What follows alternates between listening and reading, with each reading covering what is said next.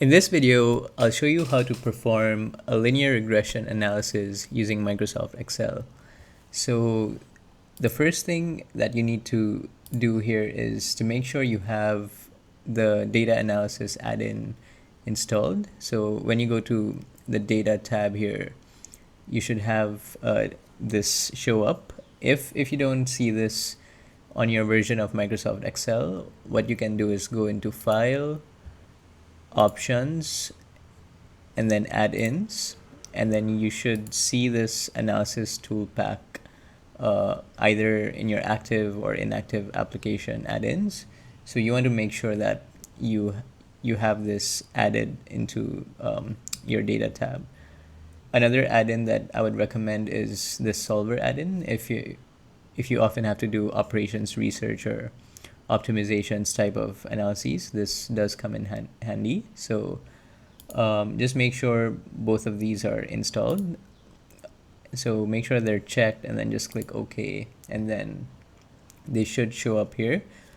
If they don't show up instantly, what you can do is just close your Microsoft Excel and then restart it back up, and then it should show up here. So yeah, once you have that all set up, you can then just click on this data analysis tab here, and then as you can see, there's a wealth of statistical analyses that you can do using this. In this example, we're just interested in regression, so click regression and then OK. So you'll be asked to input some information here. So the first key thing is to make sure you know what your Y and X ranges are.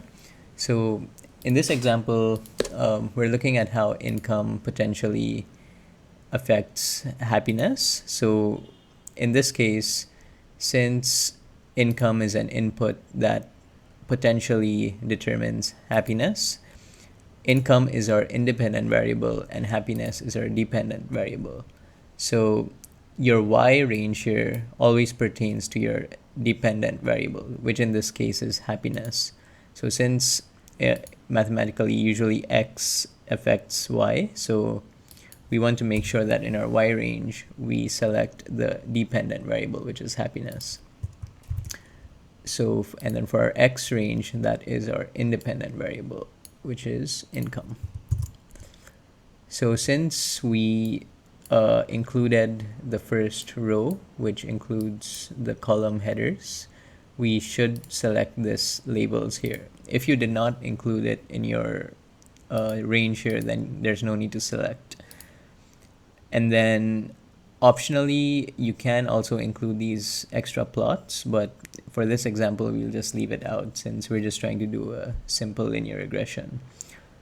For confidence level, I'd leave this as 95% as well, since for most standard applications, this is the accepted confidence level.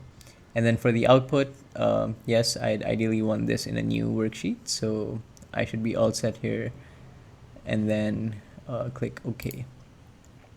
So there you have the result. So as you could tell, it was just a few clicks and we were able to get our regression output instantly.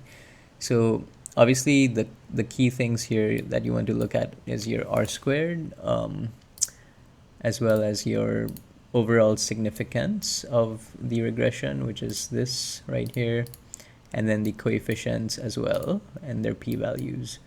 So I'm not going to go into too much detail, but how to interpret this is you have your happiness, which is your Y variable, is equal to your intercept plus your income coefficient times income. Cool. So say for example, you have an income of 10,000. What this model is telling us that your expected happiness level using this model would be 10,000 times your income coefficient here plus your intercept. So it comes out to be around 7.16 on a scale from 1 to 10.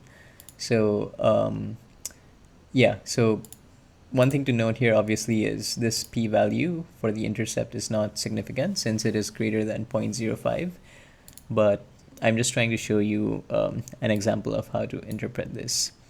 One way you can cross-check this once you have this results is by using Microsoft Excel's built-in trendline function. So in order to do this, just select your data and then insert a scatter plot like this. And then after you've inserted a scatter plot, click Add Chart Element, Trend Line, and then click Linear. So as you can see, it generated a trend line here. Just right click that and then click Format Trend Line over here. And then you want to keep this as linear, and then just click on Display Equation and display R squared on chart. So there you have it. I'm just going to copy paste this chart into my other sheet here so that we can easily compare. So as you can see, what the equation that we have here is similar to what Excel automatically generated, and as well as the R squared, which is 0.8591, is the same as what Excel automatically generated through the trend line. So there you have it. If you have any questions on this, please drop them into the comments. But I hope you found this helpful, and don't forget to like and subscribe.